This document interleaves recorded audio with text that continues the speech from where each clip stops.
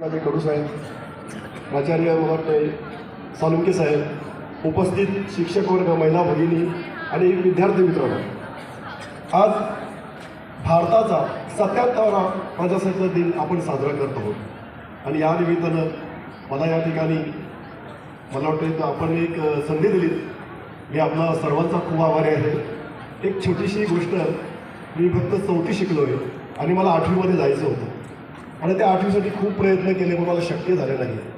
आणि मला वाटते आज मी एवढ्या मोठ्या या पुण्यश्लोकसारख्या ठिकाणी मला आपण हा एक सन्मान दिलात आणि त्याबद्दल मी सर्वांना धन्यवाद देतो आणि सर्वांना विनंती करतो की मला जे शक्य आहे ते मला करायचं आहे. मी जे काय मला वाटते कमवतो ते कुठे घेऊन जाणार आहे, म्हणून समाजासाठी अनेक ठिकाणी मला बोलवतात. शक्य असेल तर ते करत असतो.